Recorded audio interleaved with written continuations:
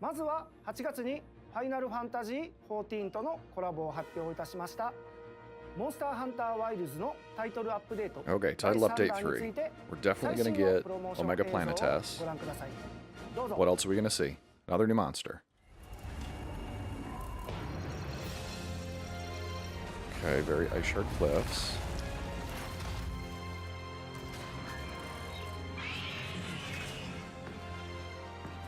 Okay, shot of the new armor. Chocobo. Oh my god, that great sword. Oh, so many fans are going to be happy. I couldn't tell with the other ones. Okay. Oh, wow. Interesting. A shield got popped. Okay. Oh, it's got the same behemoth numbers. I'll take care of it. Oh, the little one.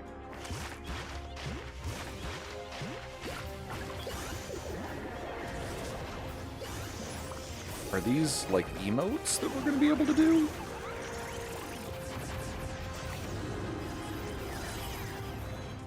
Whoa. Is it like spawning in a monster mid-combat?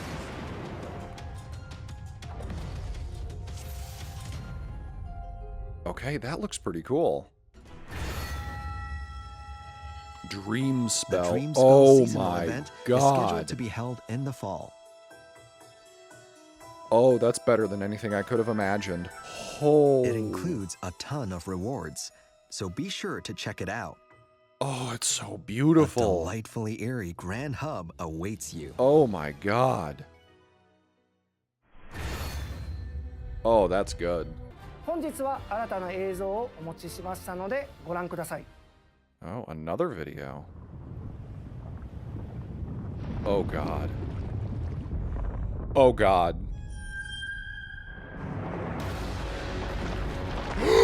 Gogmazios is back. Oh. Oh.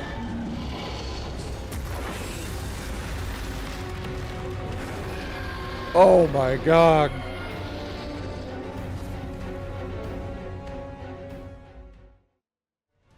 Oh, that's the meanest thing they could have done. I have to wait till December for that.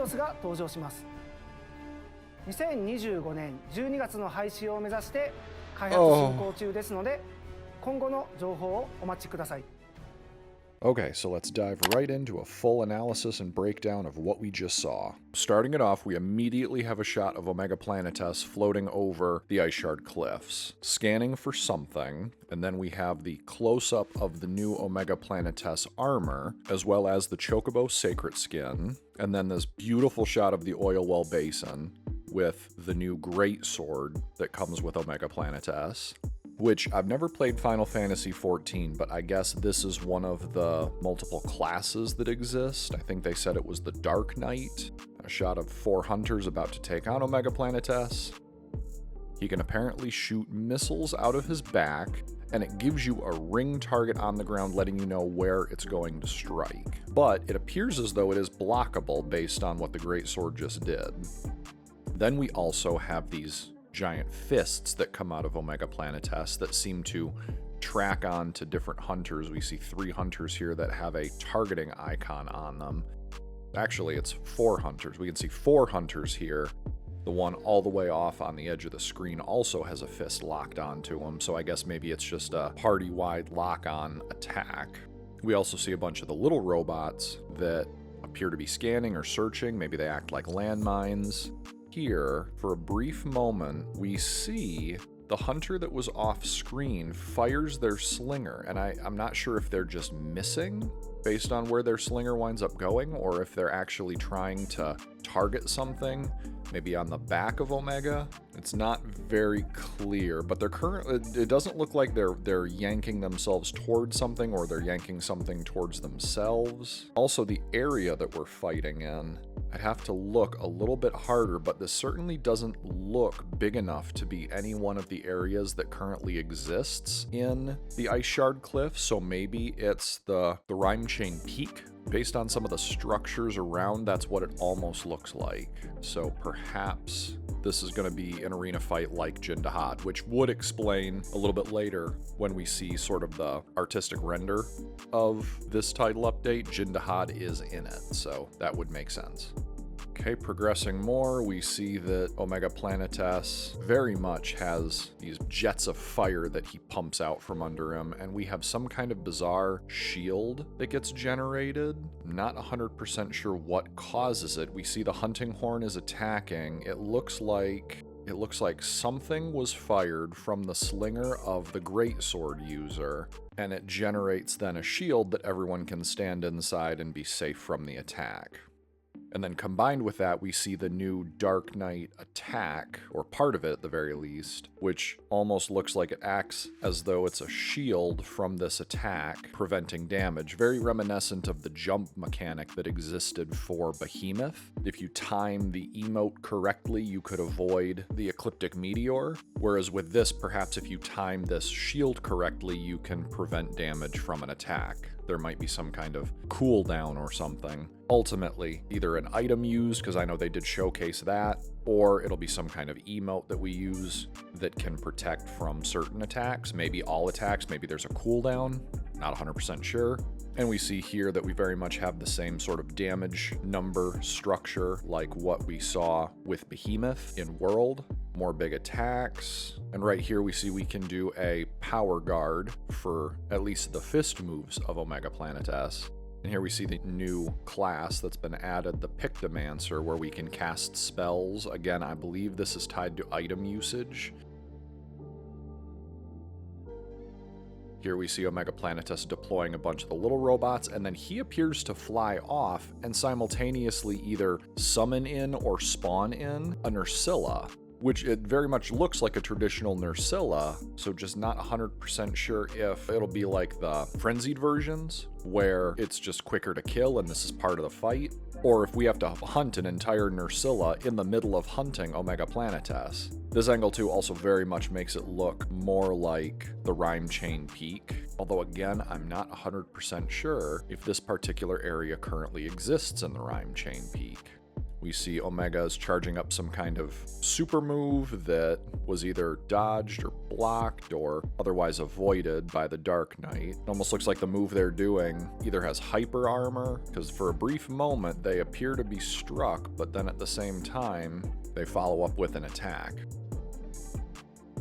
Here is the title artistic rendering I was talking about. We can obviously see we've got Alma and Alpha sitting on top of one sacred. We've got our Hunter on another sacred, this one stylized like the Chocobo. And then right on top of us looks to be Jindahad, having been toppled and covered with the little robots. And obviously Omega staring down at all of us very ominously, very intimidating. This is going to be a really interesting fight. I'm not 100% sure that we really have had anything else like it. The closest comparisons I can think of are going to be Behemoth, just because it's a crossover monster, and so mechanics of his fight were also unique to the series, and some of those mechanics actually had lasting consequences. For example, mechanics that were introduced for Behemoth were added later on in both Iceborne with Safi Jiva, the enmity mechanic, and in Wilds, Jindahad has the enmity mechanic. So I do wonder if some of the things introduced with Omega Planetes are also going to have farther reaching consequences. Maybe some of those like rings that reveal where the missiles are going to fall, maybe that will be used for another monster either in Wilds' expansion, or we might see it again come Generation 7 Monster Hunter.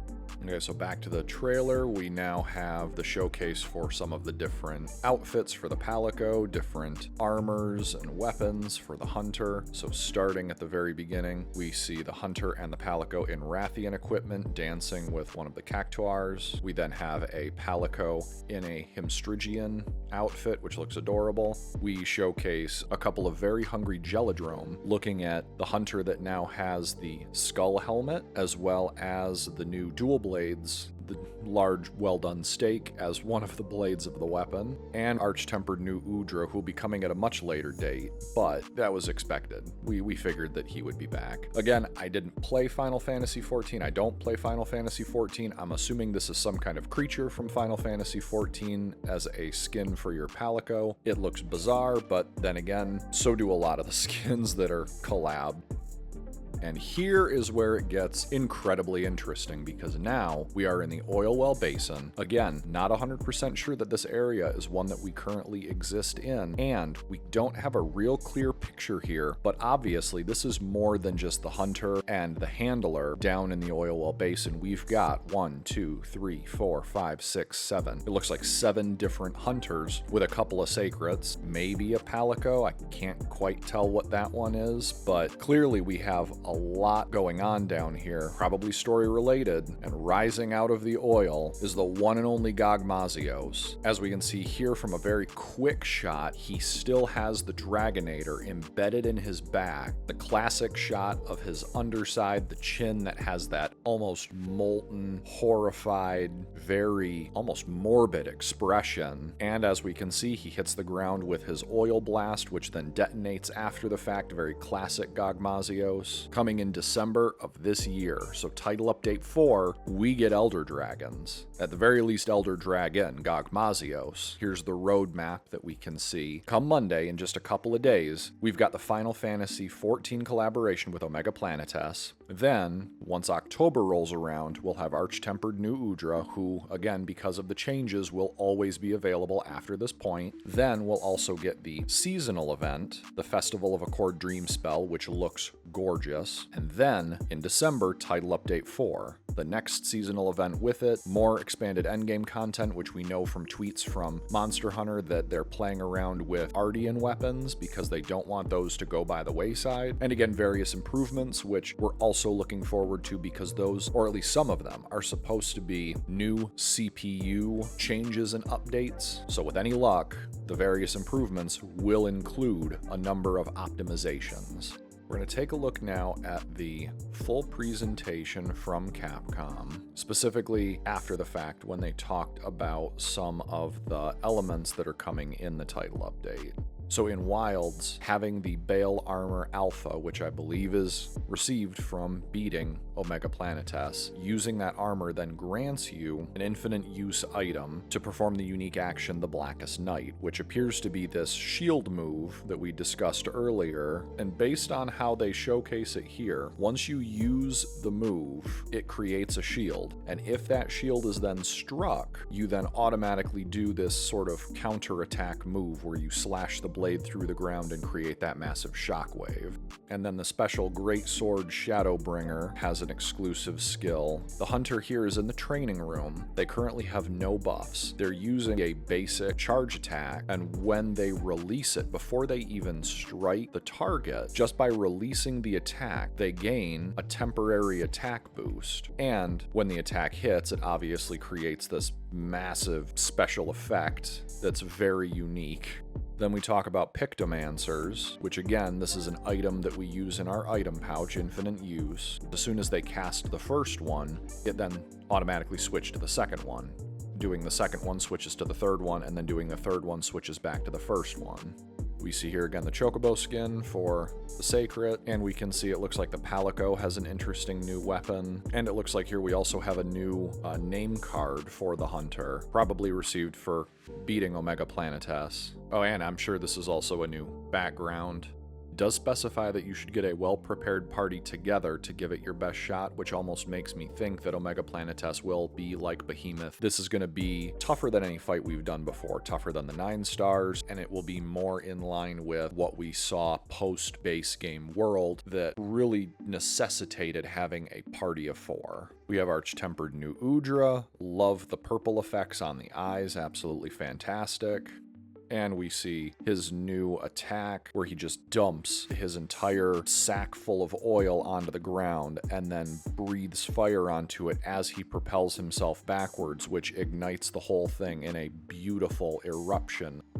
The new armor for New Udra, the colors are exquisite. The new Palico armor is phenomenal. And here it showcases the downloadable content. So it looks like old gestures from previous Monster Hunter games are going to be free downloadable content. And we also see that there will be a cosmetic DLC pack, which means that you can either purchase the individual cosmetics. We also have new quest completion animations, which is interesting. And it looks like, obviously, the quest completion, the handler set, will either activate with Alma or Eric, whoever it is that you have out on the mission with you. The smithy set, we can see Gemma here, but we also see Werner. And now here we can see we're going to have event quests, which are going to provide us the new weapons and the Palico armor, as well as the skull helmet for us. One of the event quests will be, it looks like a frenzied Gypsyros and Nursilla in the arena, as well as a challenge quest with Seregios, which means that most likely, just like the Mizusune, just like the Shagama, we're going to have a pendant tied to completion time with that Seregios, and also the Arch-Tempered New Udra. We're going to have the base event quest come out first, which provides us the tickets for the armor, the Palico armor, and the talisman upgrades. And then after a week or two, we'll then have the free challenge quest, which will be the one where completing it in a timely manner will provide us with pendants at a later date. And now here's an amazing bit of information. The next Festival of Accord, we knew there was going to be one. It was going to be the autumn equivalent. It's called Dreamspell, and it looks gorgeous. Honestly, this just looks ornate. It looks beautiful. It looks very seasonally correct, but at the same time, normally when we think of autumn, we think of the changing of the leaves, so going from greens to more reds and browns and oranges, whereas here we're going to blues. It's light blue, it's dark blue, it's these purpley sorts of hues and colors. So it's very interesting that this is the direction that they took with it, but by no means am I disappointed or upset. This looks exquisite. We can see here the cloth that hangs over the gathering hub has changed from just the simple white cloth to a more lacy sort of appearance. And here too, we also see the hunter, a new pendant hanging off of the greatsword, little Palico in a ghost outfit. We can also see here that the hunter has the harvest armor set from Monster Hunter World, which was the seasonal armor that was also received during the autumn seasonal event. We also see here the Palico armor is also making a return from that seasonal event, and we're going to have new camp decorations, including the very spooky ghost Palico. The Grand Hub just looks